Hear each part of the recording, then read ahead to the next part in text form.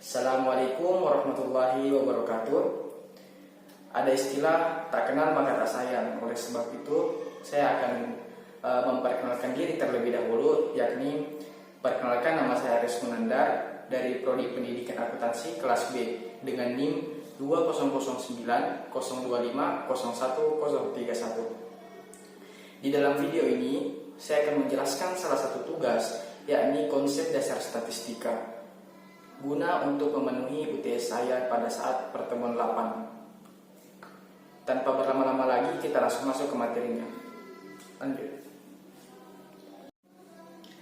Baiklah, kita masuk ke pertanyaan yang pertama, yakni pertanyaan yang paling mendasar, pertanyaan yang paling sering dilontarkan pada saat pertama kali pertemuan, yaitu apa sih yang dimaksud dengan statistika dan data? Jadi seperti ini temanku, statistika adalah ilmu mengumpulkan, menata, menyajikan, menganalisis, dan menginterpresentasikan data menjadi informasi untuk membantu pembuatan kesimpulan serta pembuatan keputusan yang efektif. Lantas, apa sih itu data? Data adalah catatan atas kumpulan fakta. Data merupakan bentuk jamak dari datum. Datum berasal dari bahasa Latin yang berarti sesuatu yang diberikan. Nah, kita masuk ke pertanyaan yang kedua, yakni apa yang dimaksud dengan penyajian data. Jadi, penyajian data merupakan salah satu kegiatan dalam pembuatan laporan hasil penelitian yang telah dilakukan agar data yang telah dikumpulkan tersebut dapat dipahami dan dianalisis sesuai dengan tujuan yang diinginkan, serta data yang disajikan harus sederhana dan jelas agar mudah dibaca. Baiklah, kita masuk ke pertanyaan yang ketiga, yakni jenis data apa sih yang dapat diolah dengan menggunakan statistika? Jadi, data yang dapat diolah dengan statistika itu terdapat ada 6. Apa itu, Kak? Yang pertama, data kualitatif. Yang kedua, data kuantitatif. Yang ketiga, data nominal. Yang keempat, data ordinal. Yang kelima, data interval. Dan yang keenam, data rasio. Kita masuk ke pertanyaan yang keempat, yaitu jelaskan apa yang dimaksud pengumpulan dan penyajian data. Jadi, pengumpulan data adalah aktivitas mencari data yang dibutuhkan dalam rangka mencapai tujuan penelitian sosial. Sedangkan penyajian data adalah salah satu kegiatan dalam pembuatan laporan hasil penelitian yang telah dilakukan.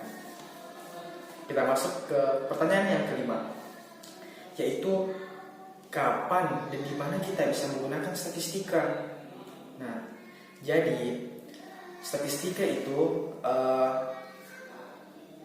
akan sangat dibutuhkan di 4 bidang. Apa itu, Kak, 4 bidangnya? Kita dapat menggunakan statistika di 4 bidang antara lain. Yang pertama, yaitu akuntansi. Perusahaan akuntan publik seringkali menggunakan prosedur pengambilan sampel yang memenuhi kaidah-kaidah statistik ketika melakukan audit terhadap kliennya. Yang kedua, yaitu dalam bidang keuangan.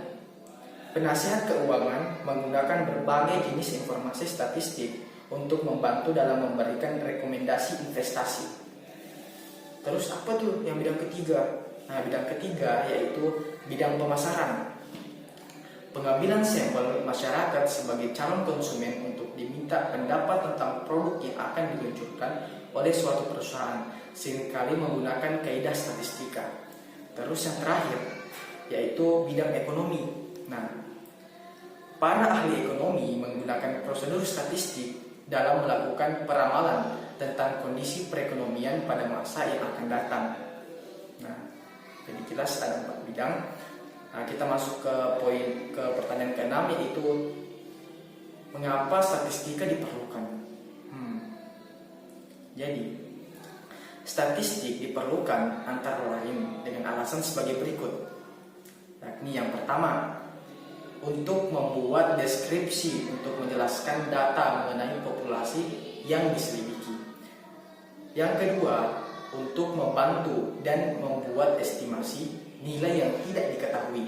Yang ketiga, untuk membuat estimasi guna pengambilan keputusan. Dan yang keempat, untuk mengurangi jumlah populasi yang luas pada ukuran yang lebih kecil supaya lebih mudah untuk dipahami. Nah, baiklah, kita masuk ke pertanyaan yang ketujuh. Bagaimana sih cara menggunakan statistik? Jadi, prosedur dalam menggunakan statistik itu terdapat 5, teman-teman. Apa sih itu? Yang pertama adalah pengumpulan data.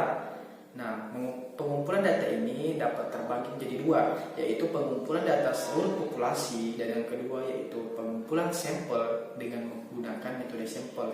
Terus prosedur yang kedua apa sih, Kak? Nah, yang kedua yaitu penyusunan data.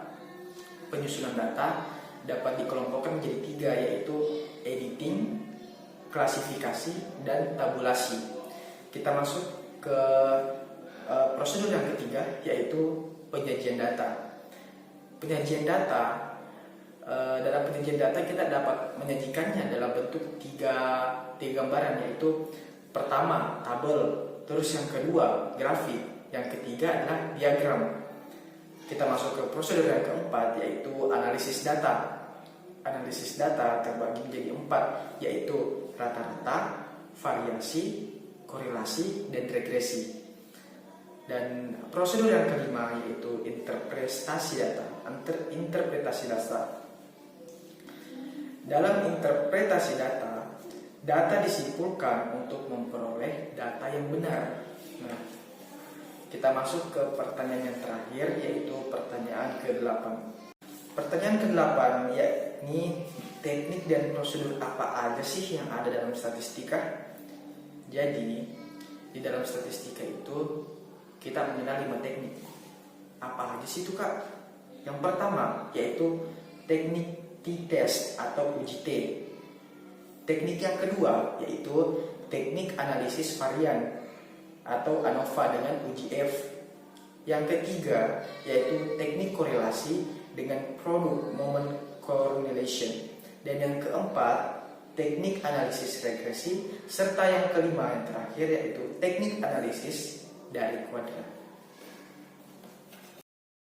Baiklah, dengan pemaparan atau penyampaian pertanyaan ke-8 tadi atau pertanyaan terakhir, maka berakhir pula pertemuan kita pada kali ini mengenai salah satu materi, yaitu konsep dasar statistika.